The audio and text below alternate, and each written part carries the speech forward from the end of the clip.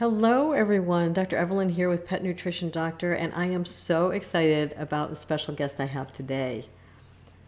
Jay is a special person with a huge heart and an even bigger mission. Jay Elaine's been in the veterinary field for over a decade, and she has a passion for pets of all sizes and shapes. As a veterinary assistant, she has worked with everything from cats and dogs to horses to even zoo life. And along the journey, she has noticed that pet parents are most often reacting to their pets' health concerns and health issues rather than planning ahead with things like lifestyle and nutrition and fitness. So, in an effort to educate, engage, and enlighten pet parents, Bonkers About Animals was born. The goal was to educate pet owners, to empower them so that they can make informed decisions about their pet's health and well-being. She does this by teaching the proactive pet parent lifestyle. Jay travels and does relief nursing as she pursues her degree in veterinary medicine. You can find her at Bonkers About Animals and all the social media outlets. Jay, welcome. Thank you so much for joining me today. Hi, Dr. Cass. Thank you. Hello, everyone out there. I am so excited to be here. Well, let's start it off. If you can explain, what do you mean by a proactive pet parent? Yeah, so the proactive pet parent aspect of everything, which is pretty much the foundation of what I do, is it's more of a transition of people's mindset. So a lot of times, even I'll say, even in our own health, we focus so much on the what happens, like when something happens, that's when we tend to jump into action and we kind of jump and then we take it seriously. However, a lot of times we pretty much just operate on autopilot. And I wanted people to get out of that mindset because we translate a lot of that. How we live our lives tends to translate into how our pets live their life, because they pretty much go with what we do. So I wanted to really get people into a proactive approach, which is basically proactive is when you eliminate problems before they have a chance to happen. And, reactive ties into that as well, because you also want to have a reactive strategy in case something does happen. But proactive is really, our preventative is really the core of everything, getting on it ahead of time. So this translates into, several different spaces, which we'll get into more. You are so right. I love that you're including everything because it isn't just one thing. It's not just running and getting enough exercise or getting the right food or getting enough sleep. We have to do it all. And so I love that you're including all of that. Can you tell us specifically about what you teach and why it was so important to you to put this training together? Yeah. So what actually made me get into it is that I traditionally do a lot of emergency and specialty care, but I also do, general care as well. So wellness when people come in for their annual visits, vaccines, things like that. And I noticed a trend in every single client that I would come into contact with. And the trend was that they are reacting to situations. So, heat stroke patients to, a deficiency as far as their nutrition, or it may even be something that is occasionally genetic, of course. But when I would see these patients, everybody was always doing the same thing, which is, they bring them in when something happens. And some people didn't even bring them in for routine evaluations and things like that either. So I really wanted to kind of dive in and figure out how can I transition these people? And the way that I found to do that was to focus on three different aspects. And the three different aspects I focus on are nutrition, fitness, and lifestyle. So now when I'm talking about nutrition or fitness or lifestyle, I think that people don't think about their pet's nutrition. We kind of just go to the pet store, we pick something up, or, even in conversation with our veterinarians, because we listen a lot to our veterinarians because they're kind of our gauge for a lot of things. But even on my side, being on the medical side, we see a lot of doctors, they don't dive as much into the nutritional aspect of things. There's things that we recommend. And that was my training. That's how I was taught as well. We're more science-based than we are, into some of the other holistic umbrellas. So, getting into the aspect of nutrition and really understanding what diets they need to get into, like understanding what's on the label, I think is where everything starts for nutrition. Like, what is on that label? How do I read the label? What does it mean? Like, what do cats need? What do dogs need? What do birds need?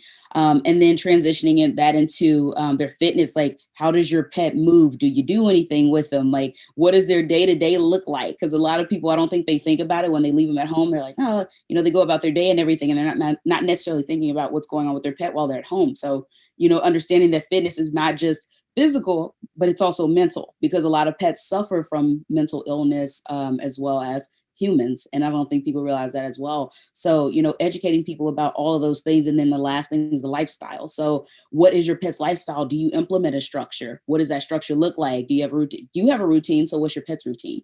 So implementing all of those things, and they all just flow right into each other. But really creating a foundation for people is what I do. So I will teach them the basics of nutrition and everything. And then I kind of transfer them over to people like you that can really do a deep dive into nutrition for them, so they really understand and they really can figure out what's good for their specific pet. Because what I teach is a foundation, and my foundation is one size fits all, but the entire lifestyle that you build off of that foundation is going to be unique to what your life is. Which is why it's a lifestyle and it's specific to you.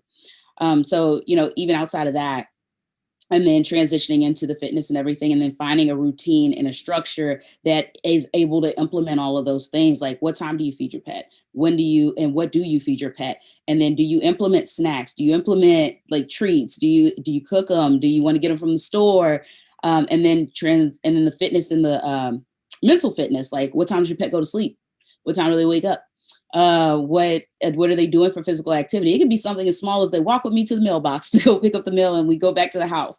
Or it could be like agility stuff. Everybody's different for what they want to do, but I try to teach people a foundation where they can kind of build what they want.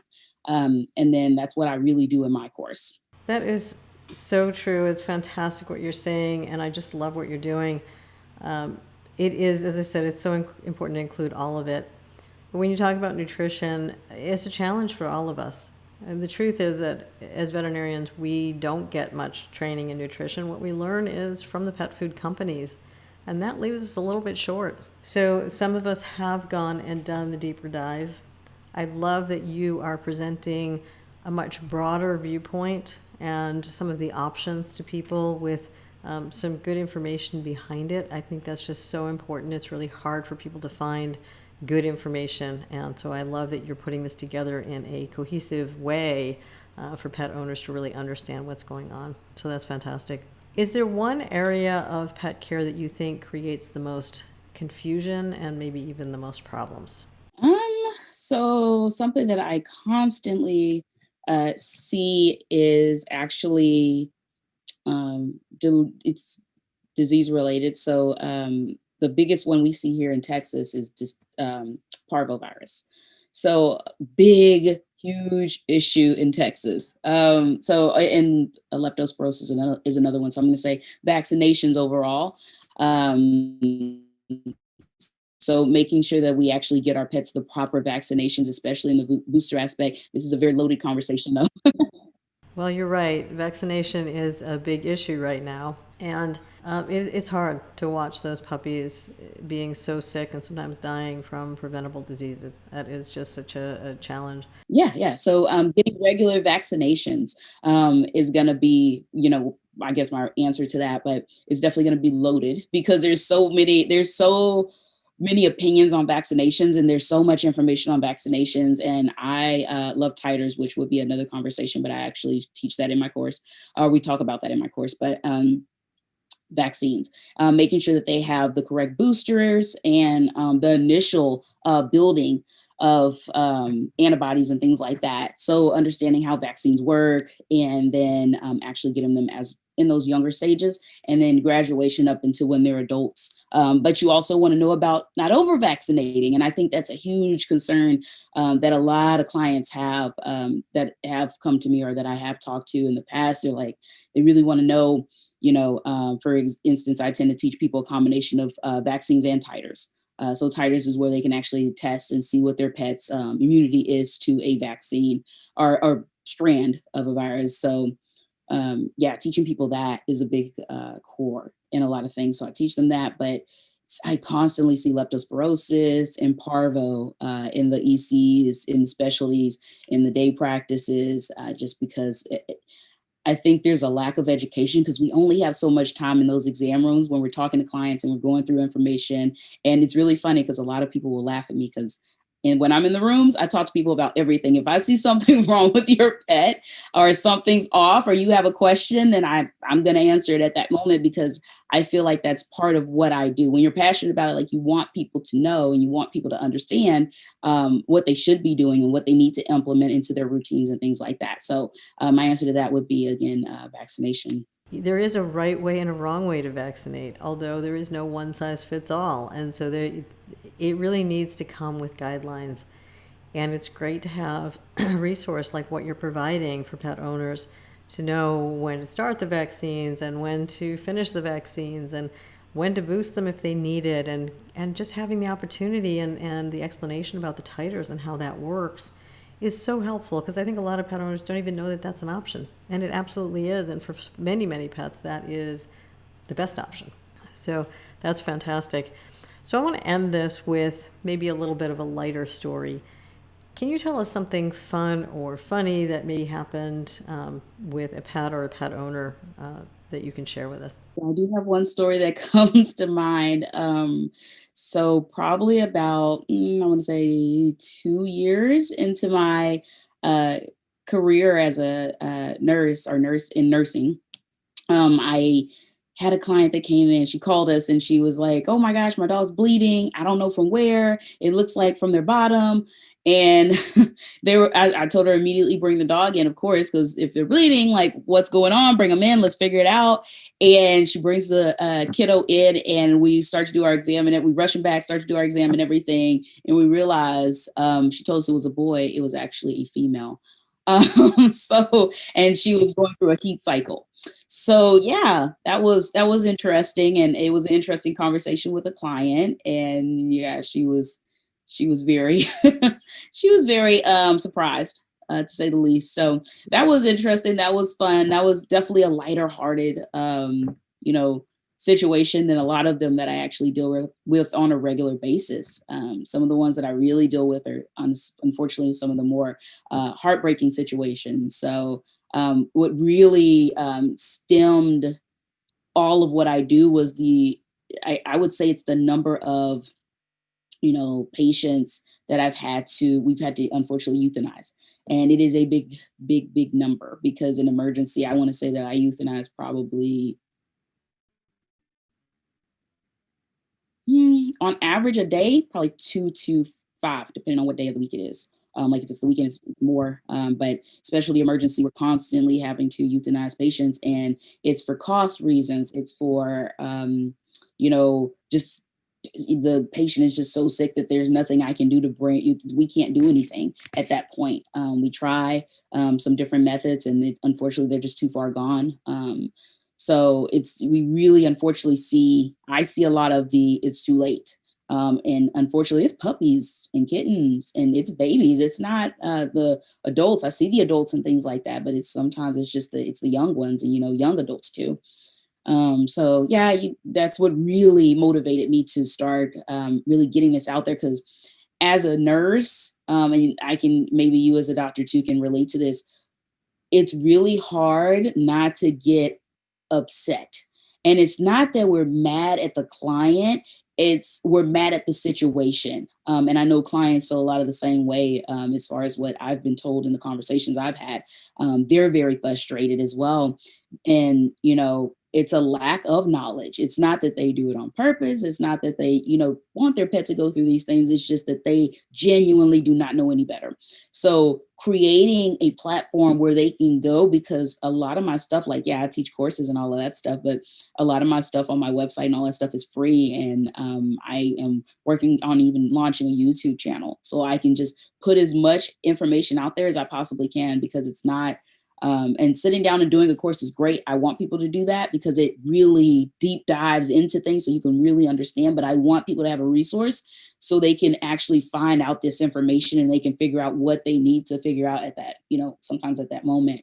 and different routes. So that's what really motivated me to do it. I was unfortunately tired of having to, euthanize patients, and the amount of just the loss that we get was really, it was starting to take a toll, and it starts to impact you as well. Working in the field, and a lot of people unfortunately leave the field. There's a high suicide rate in the veterinary field. I don't think people know that. Medical field in general, because the people that do it, we tend to be very passionate about our patients. So when they do, unfortunately, we have to euthanize them and things like that. It takes a toll. So I really wanted to create something that helped to um, balance that out, and really create something where people can come in, figure out what they need to know, learn the foundation, and be able to make better decisions for their pets.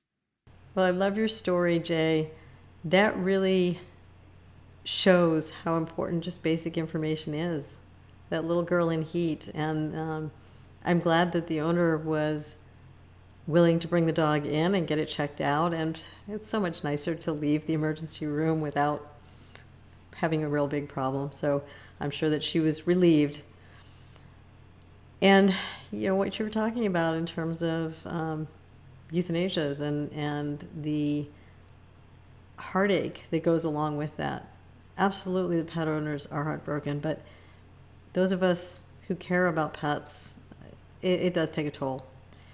So what you're doing with this website and with your educational programs is such a gift, and it's very needed. And I know that you're going to make a big difference and save a lot of lives and save a lot of heartbreak for all of us.